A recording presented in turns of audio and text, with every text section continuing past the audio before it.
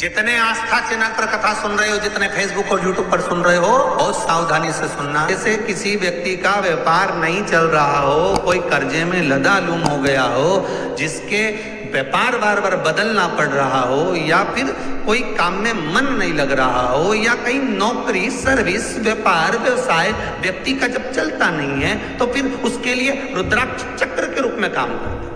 जैसे सुदर्शन चक्र चलता है, ऐसे रुद्राक्ष का चक्र चलता है। रुद्राक्ष चक्र कितने रुद्राक्ष से बनता है? तो कहा 9 रुद्राक्ष से बनता है। 4 मुखी रुद्राक्ष के 3 रुद्राक्ष 4 मुखी के, 5 मुखी रुद्राक्ष 3, 6 मुखी रुद्राक्ष 3, कितने हो गए? जम के बोलो 9 रुद्राक्ष हो गए।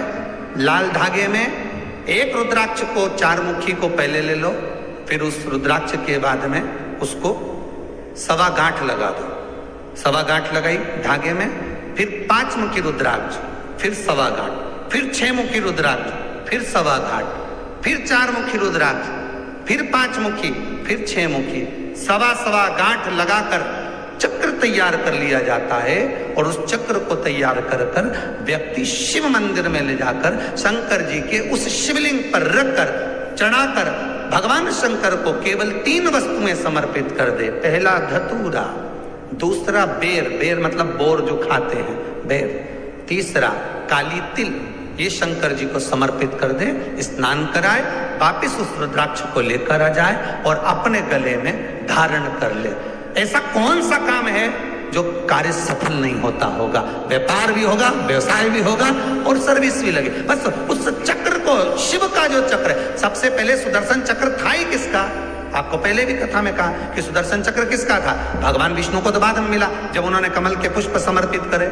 जिसको शनि चल रहे हो, जिसको शनि का प्रभाव चल रहा हो, शनि बकरी चल रहा हो, ढैया 7.5 चल रही हो, आप कुछ भी ना कर सकते हो, तो भी शनि महाराज को अगर आप तेल चढ़ाते हो थोड़ा सा भी, उसमें भी अगर आप रुद्राक्ष का स्पर्श कराकर रुद्राक्ष को भिंगो कर अगर वो तेल चढ़ा देते हो, तो वो शिव शनि को प्राप्त होता है। मतलब काशी में बैठे हुए शनि महाराज को, भगवान विश्वनाथ की स्थापना जिस शनि महाराज ने करी थी काशी विश्व, उन शनि को प्राप्त होता है।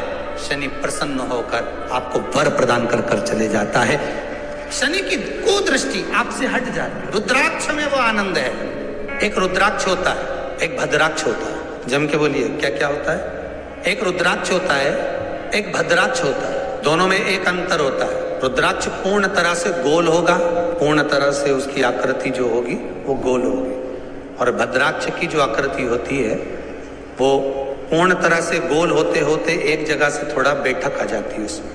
भद्राक्ष, रुद्राक्ष का ही एक प्रतिबिंब स्वरूप है। रुद्राक्ष का ही एक स्वरूप है भद्राक्ष। 4 जगह पर काम आता है भद्राक्ष। इस पेट से जुड़ी हुई जो भी परेशानी हो, जितनी परेशानी पेट से जुड़ी हुई है, चाहे उदर के अंतर्गत कोई गांठ पड़ गई हो, कोई थैली में गांठ पड़ गई हो, हमारा डॉक्टर बोल रहा है कि इसका ऑपरेशन कराना पड़ेगा, या पेट से जुड़ी जितनी आदिक जितनी भी बीमारियां हो जाती, भद्राक्ष उस जगह पर काम आता है। केवल 3 दिन तक भद्राक्ष का जल, भद्राक्ष जो है पानी में उसको डाल दिया जाता है, और भद्राक्ष का जल शंकर पर ना चढ़ाकर केवल अशोक सुंदरी वाली जो जगह होती है, आपको पहले भी वर्णन किया अशोक सुंदरी की जगह का, कि जैसे ये शिवलिंग है, ये जलाधारी है गौल, और इसके सामने जो चरण है जहां से पानी नीचे गिरता है बाबा का, उत्तर दिशा की ओर जाता है, तो बीच में एक मोटी सी जो लाइन होती है वो अशोक सुंदरी की जगह होती है। भद्राक्ष का जो जल होता है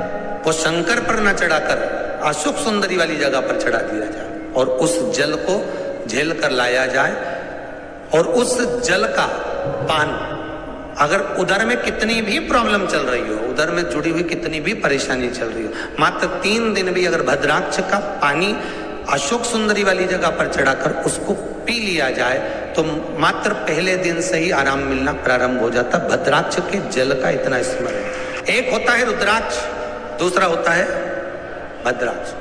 सब्सक्राइब करें हमारे चैनल प्रदीप मिश्रा के उपाय को, बेल आइकन दबाएं ताकि आप अपडेटेड रहें हमारी हर एक वीडियो से। कई बार जिनकी चित्तवृत्ति, जिनका मन, जिनका विचार, जिनकी दृष्टि, जिनका भाव विद्या अध्ययन में नहीं लगता हो, मन उच्छिष्ट हो जाता हो, खेलने में ज्यादा लगता हो, बच्चे चिड़चिड़े हो जाते हो, या चित्तवृत्ति कैसे भी भगवान में लग नहीं रही हो, या आपका भी मन भगवान की सेवा में नहीं लगता हो, दौड़ दौड़ के वही व्हाट्सएप में चले जाए, मोबाइल में चले जाए, फेसबुक में चले जाए, यूट्यूब पर चले जाए, कहीं थोड़ी सी देर के लिए कथा सुनने का मन करे फिर मन भटक जाए, या पढ़ने का मन करे कि अब मैं पूरी शिवपुराण में भी घर में पढ़ूंगी, या मैं भागवत पढ़ूंगी, या मैं रामायण पढ़ूंगी, और 2 दिन तो लेके बैठी, तीसरे दिन से मन में फिर वो चिष्टपन आ गया कि कहाँ बैठ गई, मैंने कहाँ नियम ले लिया। तो ये जो चित्तवृत्ति में आ जाता है, मन उचिष्ट हो जाना, चाहे विद्या से हो जाए बच्चों का, चाहे किसी कार्य से हो जाए, मन की उचिष्टता में भी। रुद्राक्ष बड़ा काम का है। यहाँ रुद्राक्ष की मूलता है, शहद में 9 मुखी रुद्राक्ष को